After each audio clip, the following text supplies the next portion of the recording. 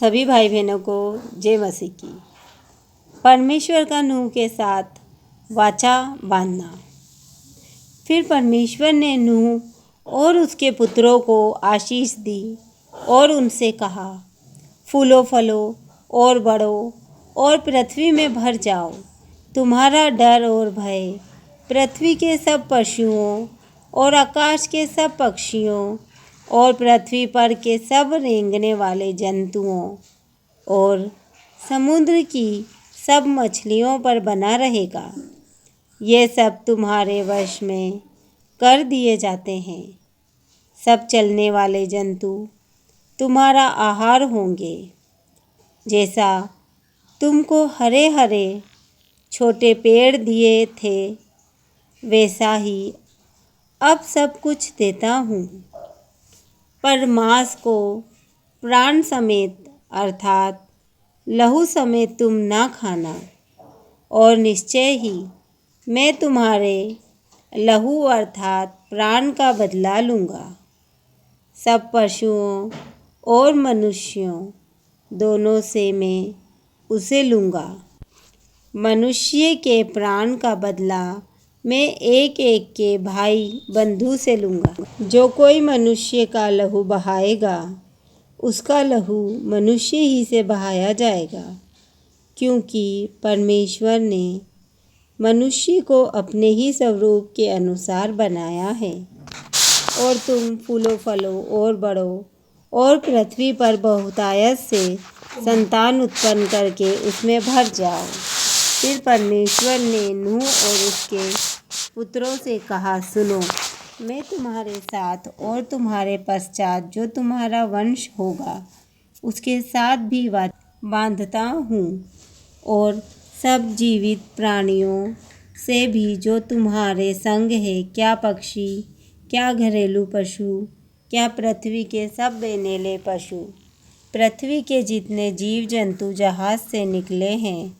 और मैं तुम्हारे साथ अपनी यह वाचा बांधता हूँ कि सब प्राणी फिर जल प्रलय से नष्ट न होंगे, और पृथ्वी का नाश करने के लिए फिर जल प्रलय न होगा। फिर परमेश्वर ने कहा, जो वाचा मैं तुम्हारे साथ और जितने जीवित प्राणी तुम्हारे संग हैं, उन सब के साथ भी युग युग की पीढ़ियों के लिए बांधता हूँ, उसका यह चिन्ह है, मैंने बादल में अपना धनुष रखा है। वह मेरे और पृथ्वी के बीच में वाचा का चिन्ह होगा। और जब मैं पृथ्वी पर बादल फैलाऊं, तब बादल में धनुष दिखाई देगा। तब मेरी जो वाचा तुम्हारे और सब जीवित शरीरधारी प्राणियों के साथ बंधी है, उसको मैं स्मरण करूँगा। तब ऐसा जल प्रलय फिर ना होगा, जिससे सब प्राणियों का विनाश हो।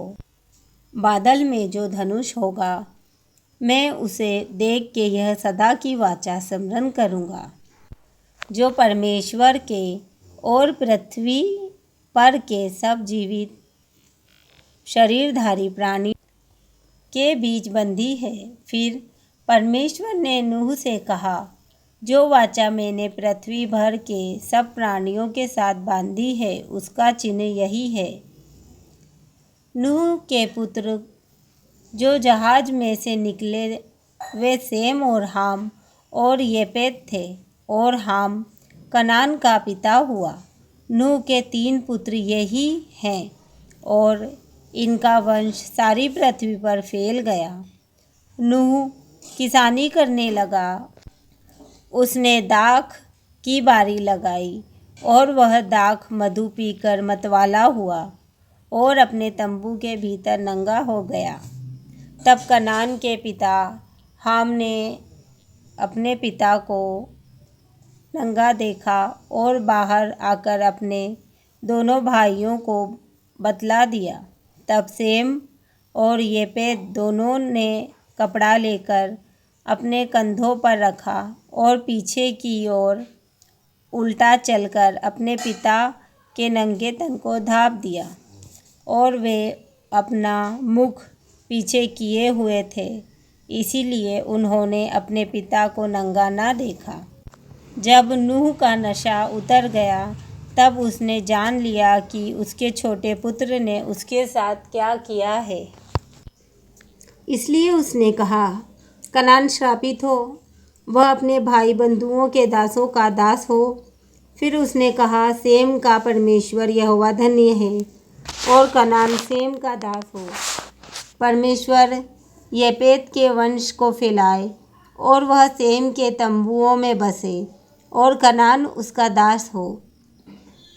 जल प्रलय के पश्चात नूह 350 वर्ष जीवित रहा। इस प्रकार नूह की कुल आयु 950 वर्ष की हुई। तत्पश्चात वह मर गया। आमीन।